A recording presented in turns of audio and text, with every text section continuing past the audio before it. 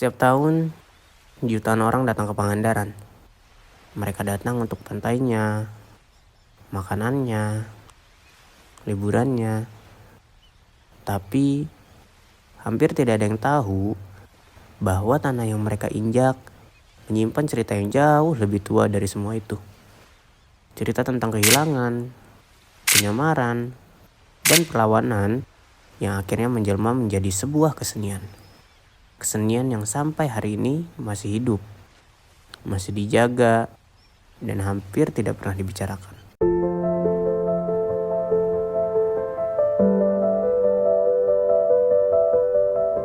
Di sebuah sudut Pangandaran, ada seorang laki-laki yang sudah hampir 50 tahun menjaga kesenian ini tetap bernapas. Namanya Bapak Apan Rahmat, pimpinan lingkung seni Jembar Mustika. Bagi dia, ronggeng gunung bukan sekedar seni pertunjukan. Ini adalah identitas. Ini adalah tanggung jawab yang diwariskan dan tanggung jawab yang harus diteruskan. Kalau saya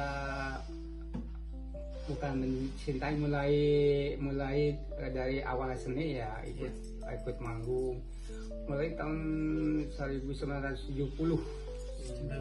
waktu SPG itu sudah ikut rombongan Teguh lainnya ya senang kepada seni itu. Kalau yang lain kan banyak penggemarnya, banyak generasinya. Kata orang Gunung yang paling susah sekarang juru kawi. Rata-rata orang tua sudah usia lanjut kawinnya rata-rata. Jadi generasi itu ada sulit itu, penggemarnya ada sulitnya.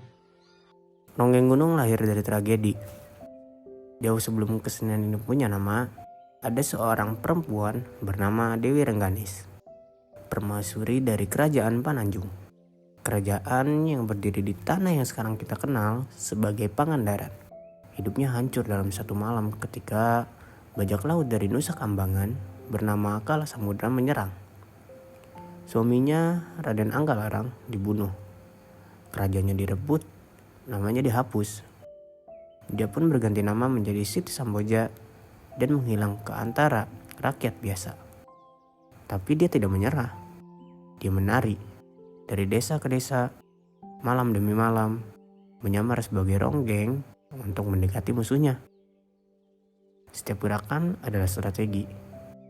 Setiap langkah adalah perhitungan. Dan puncaknya terjadi di Palatarung, Bagolo. Ketika sebuah pertunjukan besar dirancang sebagai jebakan untuk melumpuhkan pengikut Kala Samudra satu persatu. Perempuan yang kehilangan segalanya itu menang. Dan dari malam-malam penyamarannya, lahirlah sebuah tradisi yang bertahan lebih dari 500 tahun. Nama-nama desa yang dia lewati seperti Batu Hiu, Ciparakan, Ciganjeng, Paliken masih ada sampai sekarang.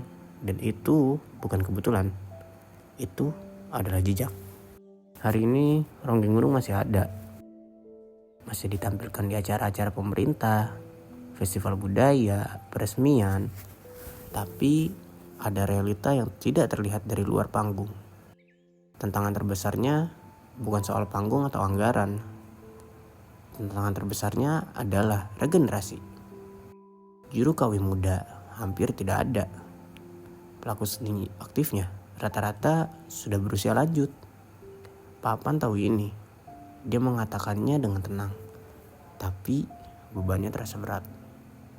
Tanpa penerus yang serius, keaslian vokal dan gerak ronggeng bisa hilang dalam satu generasi. Bukan karena tidak ada yang mau, tapi karena tidak cukup banyak yang tahu bahwa kesenian ini butuh mereka. Siti Samboja sudah membuktikan bahwa dari luka yang paling dalam pun sebuah peradaban bisa lahir. Papan sudah membuktikan bahwa satu orang yang konsisten bisa menahan sesuatu yang besar dari kehancuran. Tapi keduanya tidak bisa bekerja sendiri. Warisan ini butuh lebih banyak orang yang mau tahu, mau cerita, mau datang dan menyaksikan langsung. Ronggeng Gunung bukan milik seniman saja, bukan milik pemerintah saja. Ini milik kita semua. Dan kalau kita diam, tidak ada yang akan meneruskannya. Pangandaran punya cerita yang luar biasa. Pastikan cerita itu tidak berhenti di generasi kita.